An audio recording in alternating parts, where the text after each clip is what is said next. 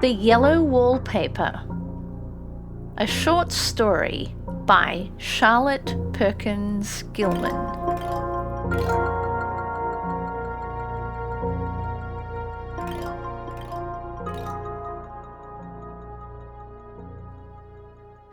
It is very seldom that mere ordinary people like John and myself secure ancestral halls for the summer.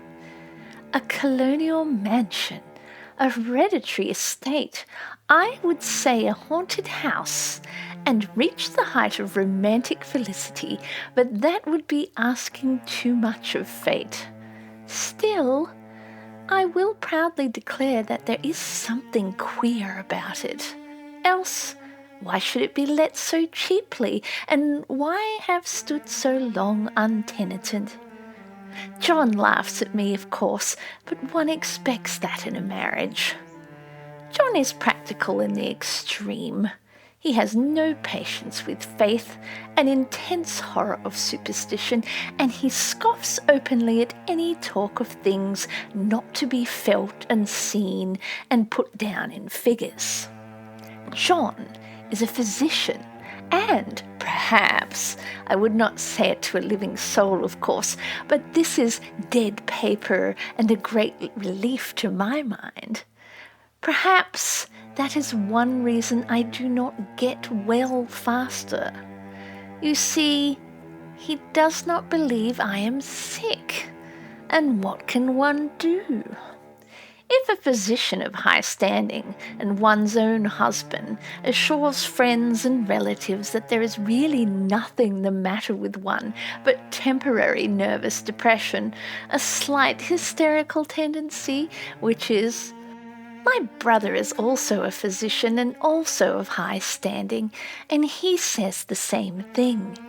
So I take phosphates or phosphites, whichever it is, and tonics and journeys and air and exercise, and I'm absolutely forbidden to work until I'm well again. Personally, I disagree with their ideas. Personally, I believe that congenial work with excitement and change would do me good. But what is one to do? I did write for a while in spite of them, but it does exhaust me a good deal, having to be so sly about it, or else meet with heavy opposition. I sometimes fancy that in my condition, if I had less opposition and more society and stimulus. But John says the very worst thing I can do is think about my condition, and I confess it always makes me feel bad. So I will let it alone and talk about the house. The most beautiful place. It's quite alone, standing well back from the road, quite 3 miles from the village. It makes me think of English places that you read about, for there are hedges and walls and gates that lock, and a lot of separate little houses for the gardeners and people. There is a delicious garden. I never saw such garden. Large and shady, full of box-bordered paths and lined with long grape-covered arbours with seats under them. There were greenhouses too, but they're all broken now. There was some legal trouble, I believe, something about the heirs and the co-heirs. Anyhow, the place has been empty for years. That spoils my ghostliness. I am afraid, but I don't care. There is something strange about the house. I can feel it. I even said to John one moonlight evening, but he said what I felt was a draught and shut the window. I get unreasonably angry with John sometimes. I'm sure I never used to be so sensitive. I think it's due to this nervous condition. But John says if I feel so, I shall neglect proper self-control. So I take pains to control myself before him, at least, and that makes me very tired. I don't like our room a bit. I want one downstairs that opened onto the piazza and had roses all over the window and such pretty old-fashioned chintz hangings. But John would not hear of it. He said there was only one window and not room for 2 beds and no near room for him if he took another. He is very careful and loving and hardly lets me stir without special direction. I have a scheduled prescription for each hour in the day. He takes all care from me, and so I feel basely ungrateful not to value it more. He said we came here solely on my account, that I was to have perfect rest and all the air I could get. "Your exercise depends upon your strength, my dear," said he, "and your food somewhat on your appetite, but air you can absorb all the time." So we took the nursery at the top of the house. It is a big, airy room, the whole floor nearly, with windows that look all ways and air and sunshine galore. It was nursery first and then playground and gymnasium, I should judge, for the windows are barred for little children and there are rings and things in the wall. The paint and paper look as if a boys' school had used it. It is stripped off. The paper in great patches all around the head of my bed, about as far as I can reach, and in a great place on the other side of the room, low down. I never saw a worse paper in my life. One of those sprawling, flamboyant patterns committing every artistic sin. It is dull enough to confuse the eye and following, pronounced enough to constantly irritate and provoke study, and when you follow the lame, uncertain curves for a little distance, they suddenly commit suicide, plunging off at outrageous angles, destroy themselves in unheard of contradictions. The colour is repellent, almost revolting. A smouldering, unclean yellow, strangely faded by the slow-turning sunlight. It is a dull yet lurid orange in some places, a sickly sulphur tint in others. No wonder the children hated it. I should hate it myself if I had to live in this room long.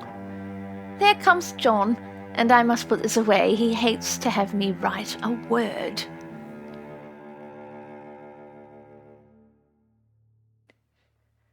We have been here 2 weeks, and I haven't felt like writing before since that first day.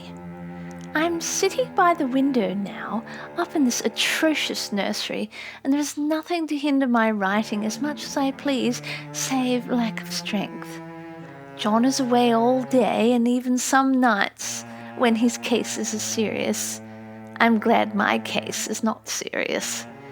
But these nervous troubles are dreadfully depressing. John does not know how much I really suffer. He knows there's no reason to suffer, and that satisfies him. Of course, it is only nervousness. It does weigh on me, so not to do my duty in any way. I'm meant to be such a help to John, such a real rest and comfort, and here I am, a comparative burden already. Nobody would believe what an effort it is to do what little I am able, to dress and entertain and order things. It is fortunate Mary is so good with the baby, such a dear baby, and yet I cannot be with him. It makes me so nervous. I suppose John never was nervous in his life. He laughs at me so about this wallpaper. At first he meant to repaper the room, but afterwards he said that I was letting it get the better of me and that nothing was worse for a nervous patient than to give way to such fancies. He said that after the wallpaper was changed, it would be the heavy bedstead and then the barred windows and then that grate at the head of the stairs and so on. "You know, the place is doing you good," he said. "And really, dear, I don't care to renovate the house just for a 3 months' rental." "Then do let us go downstairs," I said. "There's such pretty rooms there." Then he took me in his arms and called me a blessed little goose and said that he would go down cellar if I wished and have it whitewashed into the bargain. But he is right enough about the beds and the windows and things. It is as airy and comfortable a room as anyone with need wish, and of course I would not be so silly as to make him uncomfortable just for a whim. I'm really getting quite fond of the big room, all but that horrid paper. Out of one window I can see the garden, those mysterious deep-shaded arbours, the riotous old-fashioned flowers and bushes and gnarly trees. Out of another I get a lovely view of the bay and a little private wharf belonging to the estate. There is a beautiful shaded lane that runs down there from the house. I always fancy I can see people walking in these numerous paths and arbours, but John has cautioned me not to give way to fancy in the least. He says that with my imaginative power and habit of story-making, a nervous weakness like mine is sure to lead to all manner of excited fancies, and that I ought to use my will and good sense to check the tendency. So I try. I think sometimes that if I were only well enough to write a little, it would relieve the press of ideas and rest me. But I find I get pretty tired when I try. It is so discouraging not to have any advice and companionship about my work. When I get really well, John says we will ask Cousin Henry and Julia down for a long visit. But he says he would as soon put fireworks on my pillowcase as to let me have those stimulating people about now. I wish I could get well faster, but I must not think about that. This paper looks to me as if I knew what a vicious influence it had. There is a recurrent spot where the pattern lolls like a broken neck and two bulbous eyes stare at you upside down. I get positively angry with the impertinence of it and the everlastingness. Up and down and sideways they crawl, and those absurd, unblinking eyes are everywhere. There is one place where two breadths didn't match, and the eyes go all up and down the line, one a little higher than the other. I never saw so much expression in an inanimate thing before, and we all know how much expression they have. I used to lie awake as a child and get more entertainment and terror out of blank walls and plain furniture than most children could find at a toy store.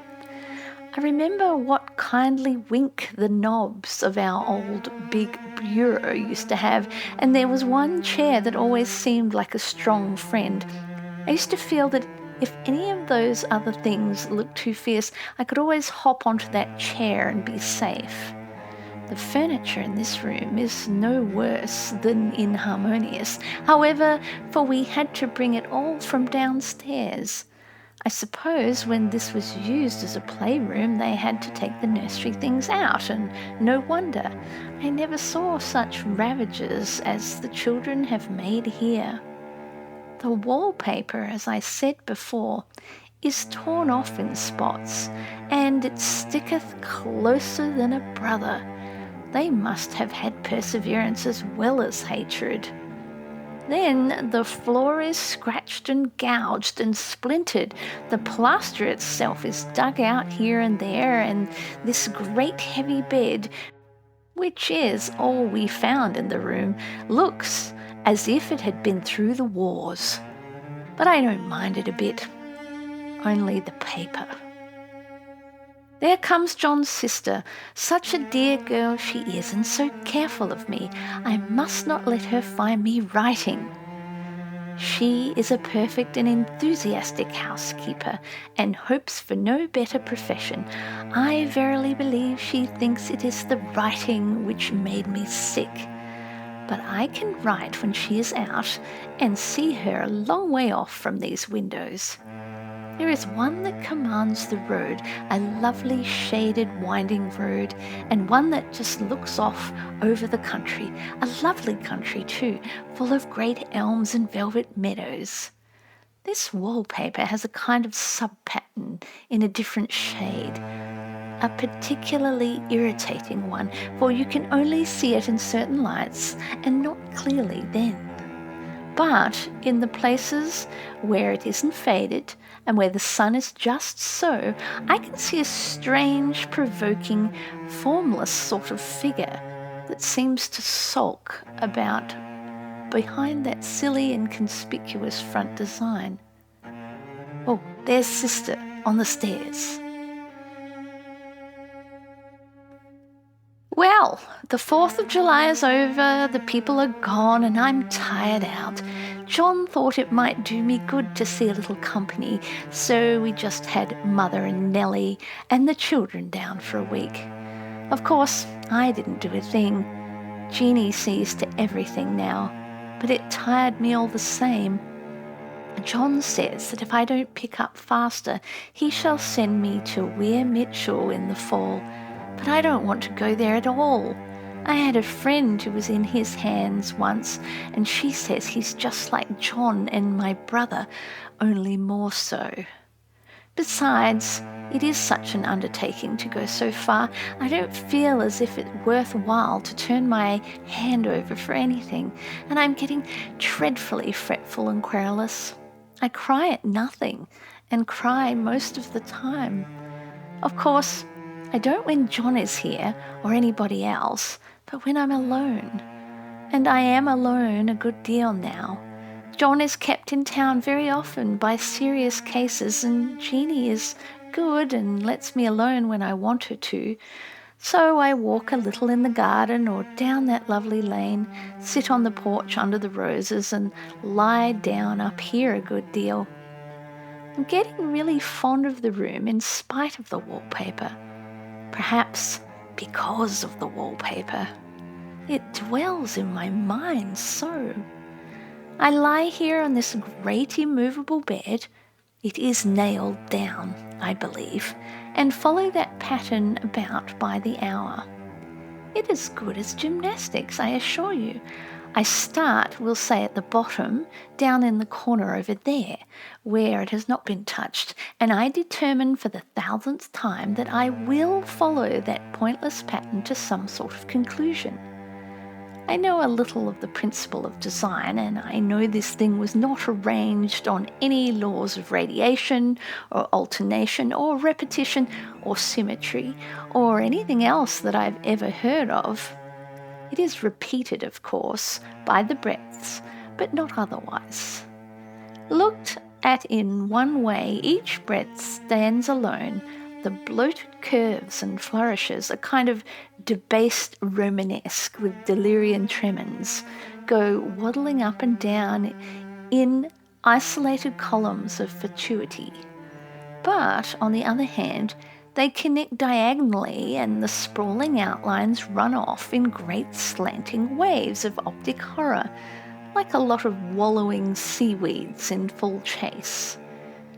The whole thing goes horizontally too, at least it seems so, and I exhaust myself in trying to distinguish the order of its going in that direction. They have used a horizontal breadth for a frieze. That adds wonderfully to the confusion. There's one end of the room where it is almost intact, and there, when the cross-lights fade and the low sun shines directly upon it, I can almost fancy radiation after all. The interminable grotesques seem to form around a common centre and rush off in a headlong plunge of equal distraction.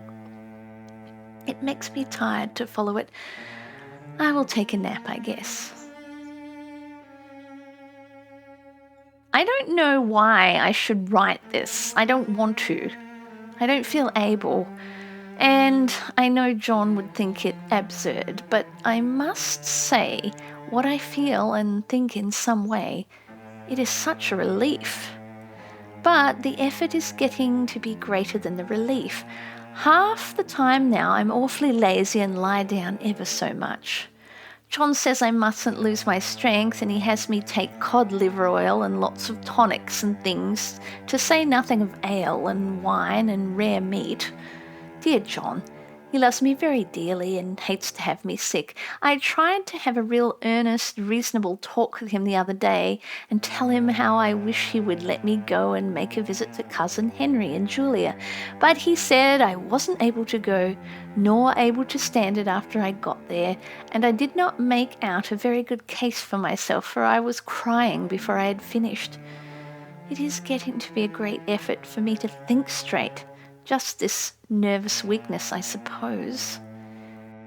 And dear John gathered me up in his arms and just carried me upstairs and laid me on the bed and sat by me and read to me till it tired my head.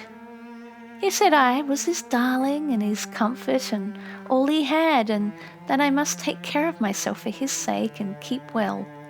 He says no one but myself can help me out of it, that I must use my will and self-control and not let any silly fancies run away with me. There's one comfort. The baby is well and happy and does not have to occupy this nursery with the horrid wallpaper. If we had not used it, that blessed child would have. What a fortunate escape.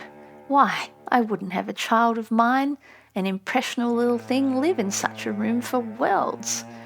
I never thought of it before, but it is lucky that John kept me here after all. I can stand it so much easier than a baby, you see. Of course, I never mention it to them any more. I am too wise, but I keep watch of it all the same.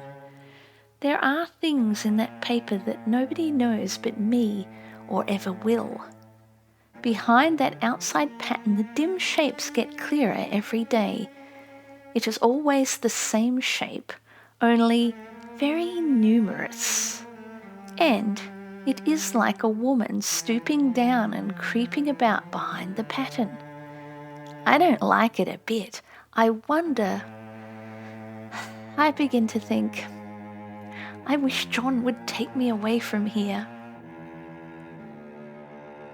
It is so hard to talk with John about my case because he's so wise and because he loves me so.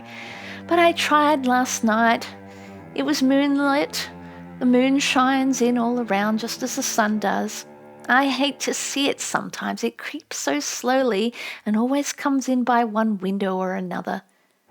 John was asleep and I hated to waken him, so I kept still and watched the moonlight on that undulating wallpaper till I felt creepy. The faint figure behind seemed to shake the pattern, just as if she wanted to get out. I got up softly and went to feel and see if the paper did move, and when I came back, John was awake. "What is it, little girl?" he said. "Don't go walking about like that. You'll get cold." I thought it was a good time to talk, so I told him that I really was not gaining here and that I wished he would take me away. "Why, darling," said he, "our lease will be up in 3 weeks and I can't see how to leave before. The repairs are not done at home and I cannot possibly leave town just now. Of course, if you were in any danger I could and would, but you are really better, dear, whether you can see it or not. I am a doctor, dear, and I know. You're gaining flesh and colour, your appetite is better. I feel really much easier about you." "I don't weigh a bit more," said I. "Nor as much, and my appetite may be better in the evening when you are here, but it is worse in the morning when you are away." "Bless her little heart," said he with a big hug. "She shall be as sick as she pleases. But now let's improve the shining hours by going to sleep and talk about it in the morning." "And you won't go away?" I asked gloomily. "Why? How can I, dear? It's only 3 weeks more, and then we will take a nice little trip for a few days while Jenny is getting the house ready. Really, dear, you are better." "Better in body, perhaps. I began, and stopped short, for he sat up straight and looked at me with such a stern, reproachful look that I could not say another word. "My darling," said he, "I beg of you, for my sake and for our child's sake, as well as for your own, that you will never for one instant let that idea enter your mind.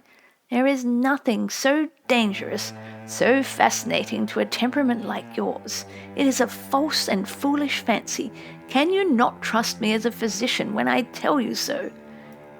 So, of course, I say no more on that score, and we went to sleep before long. He thought I was asleep first, but I wasn't. I lay there for hours trying to decide whether that front pattern and that back pattern really did move together or separately. On a pattern like this, by daylight, there is a lack of sequence, a defiance of law that is a constant irritant to a normal mind. The colour is hideous enough and unreliable enough and infuriating enough, but the pattern is torturing.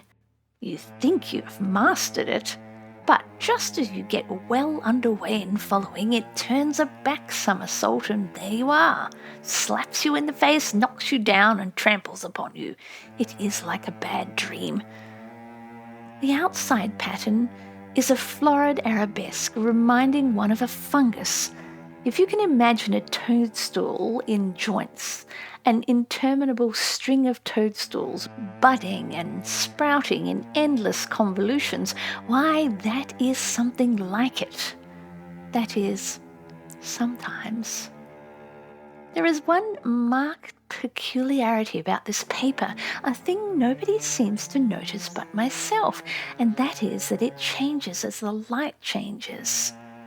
When the sun shoots in through the east window, I always watch for that first long straight ray. It changes so quickly that I never can quite believe it. That is why I watch it always. By moonlight, the moon shines in all night. When there is a moon, I wouldn't know it was the same paper. At night, in any kind of light, in twilight, candlelight, lamplight, and worst of all by moonlight, it becomes bars. The outside pattern, I mean, and the woman behind it is as plain as can be.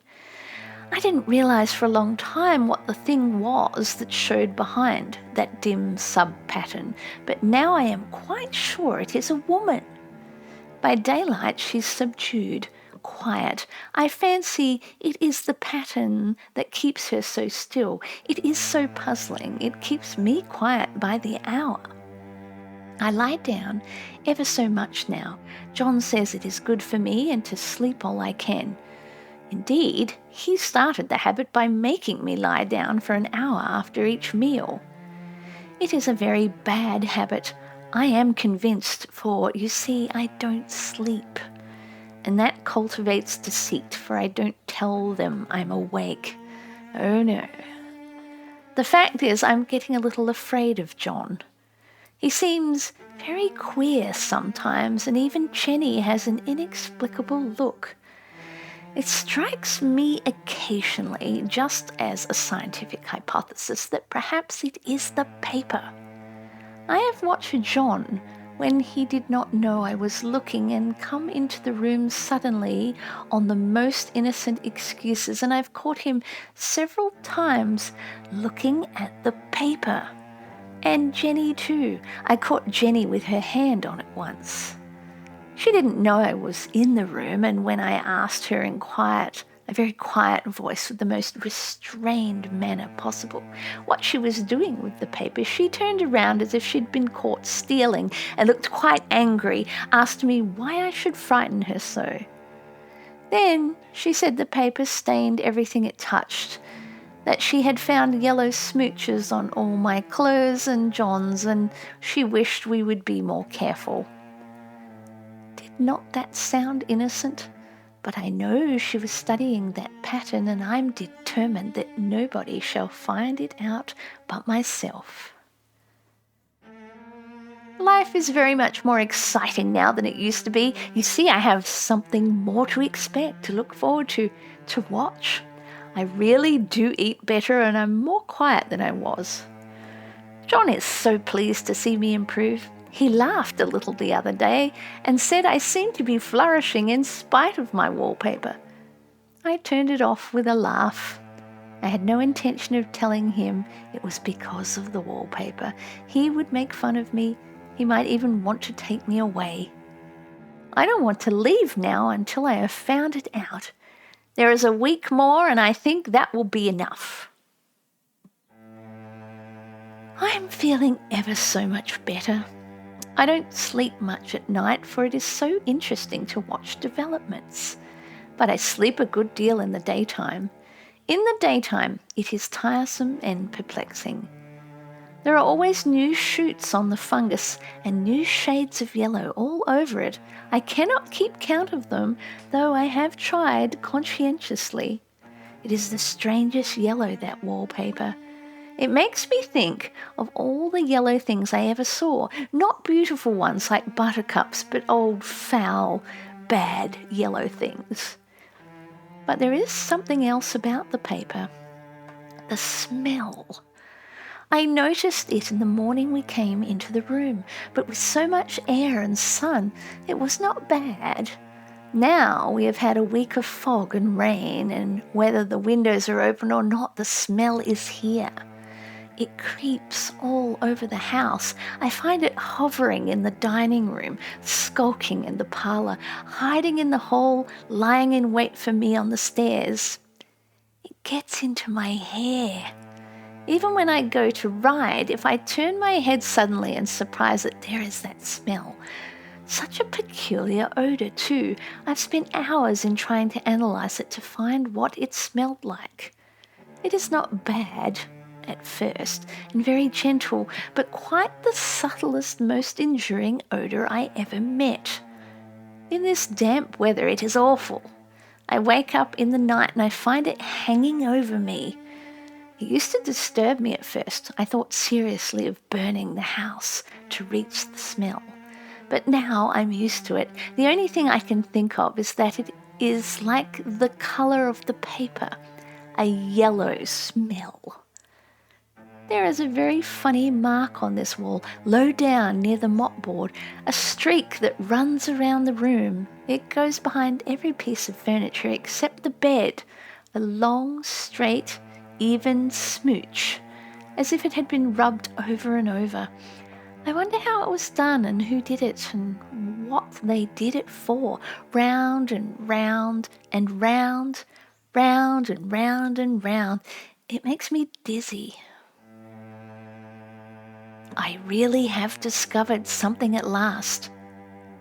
Through watching so much at night, when it changes so, I have finally found out the front pattern does move, and no wonder the woman behind shakes it. Sometimes I think there are a great many women behind, and sometimes only one, and she crawls around fast, and her crawling shakes it all over. Then in the very bright spots she keeps still, and in the very shady spots she just takes hold of the bars and shakes them hard. And she is all the time trying to climb through, but nobody could climb through that pattern. It strangles so. I think that is why it has so many heads. They get through, and then the pattern strangles them off and turns them upside down and makes their eyes white. If those heads were covered or taken off, it would not be half so bad. I think that woman gets out in the daytime, and I'll tell you why, privately. I've seen her. I can see her out of every one of my windows. It is the same woman, I know, for she is always creeping, and most women do not creep by daylight. I see her on that long shaded lane, creeping up and down. I see her in those dark grape arbors, creeping all around the garden. I see her on that long road under the trees, creeping along, and when a carriage comes, she hides under the blackberry vines. I don't blame her a bit. It must be very humiliating to be caught creeping by daylight. I always lock the door when I creep by daylight. I can't do it at night, for I know John would suspect something at once. And John is so queer now, and that I don't want to irritate him. I wish he would take another room.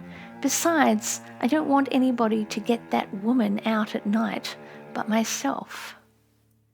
I often wonder if I could see her out of all the windows at once, but turn as fast as I can only see out of one at a time. And though I always see her, she may be able to creep faster than I can turn. I have watched her sometimes way off in the open country, creeping as fast as a cloud shadow in a high wind. If only that top pattern could be gotten off from the under one. I mean to try it little by little. I've found out another funny thing, but I shan't tell this time. It does not do to trust people too much.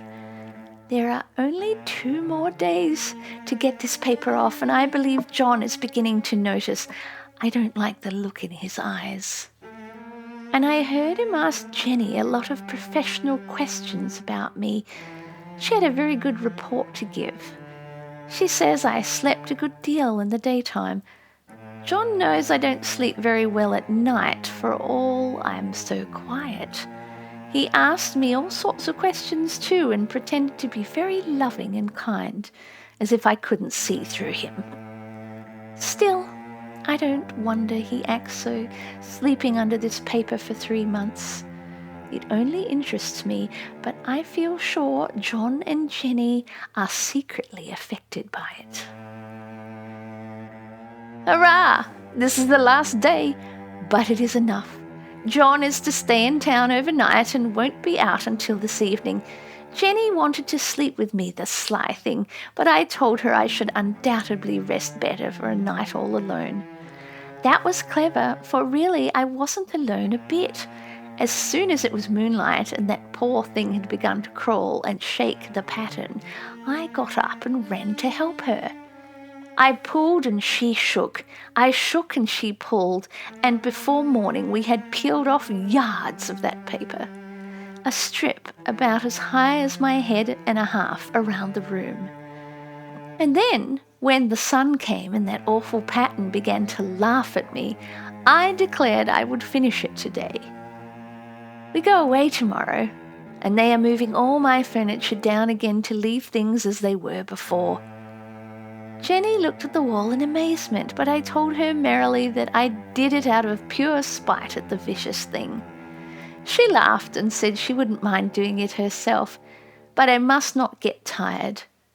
How she betrayed herself that time! But I am here, and no person touches this paper but me, not alive. She tried to get me out of the room. It was too patent. But I said it was so quiet and empty and clean now that I believe I would lie down again and sleep all I could, and not to wake me even for dinner. I would call when I woke. So now she is gone, and the servants are gone, and the things are gone, and there is nothing left but that great bedstead nailed down, with the canvas mattress we found on it. We shall sleep downstairs tonight and take the boat home again tomorrow. I quite enjoy the room now it is bare again. How those children did tear about here. This bedstead is fairly gnawed. But I must get to work. I have locked the door and thrown the key down into the front path. I don't want to go out, and I don't want to have anybody come in till John comes. I want to astonish him. I've got a rope up here that even Jenny did not find. If that woman does get out and tries to get away, I can tie her. But I forgot I could not reach far without anything to stand on. This bed will not move. I've tried to lift and push it until I was lame, and then I got angry. I bit off a little piece at one corner, but it hurt my teeth. Then I peeled off all the paper I could reach, standing on the floor. It sticks horribly, and the pattern just enjoys it. All those strangled heads and bulbous eyes and waddling fungus growths just shriek with derision. I am getting angry enough to do something desperate. To jump out of the window would be admirable exercise, but the bars are too strong even to try. Besides, I wouldn't do it. Of course not. I know well enough that a step like that is improper and might be misconstrued. I don't like to look out of the windows even. There are so many of those creeping women and they creep so fast. I wonder if they all come out of the wallpaper as I did. But I am securely fastened now by my well-hidden rope. You don't get me out in the road there. I suppose I shall have to get back behind the pattern when it comes night, and that is hard. It is so pleasant to be out in this great room and creep around as I please. I don't want to go outside. I won't, even if Jenny asks me to. For outside you have to creep on the ground and everything is green instead of yellow. But here I can creep smoothly on the floor, and my shoulder just fits in that long smooch around the wall, so I cannot lose my way. Why, there is John at the door. It's no use, young man, you can't open it. How he does call and pound. Now he's crying for an axe. It would be a shame to break down that beautiful door. John, dear, I said in a gentlest voice, the key is down by the front steps under a plantain leaf. That silenced him for a few moments. Then he said, very quietly indeed, open the door, my darling. I can't, said I. The key is down by the front door under a plantain leaf. And then I said it again several times, very gently and slowly, and said it so often that he had to go and see, and he got it, of course, and came in. He stopped short by the door. What's the matter? He cried. For God's sake, what are you doing? I kept creeping just the same, but I looked at him over my shoulder. I've got out at last, said I, in spite of you and Jane, and I've pulled off most of the paper so you can't put me back. Now, why should that man have fainted? But he did, and right across my path by the wall, so that I had to creep over him every time. The end. If you have been enjoying this audiobook, please take the time to subscribe. It would really help the station. If you could also like or leave a comment or share this station with other friends, that would be great. Thank you.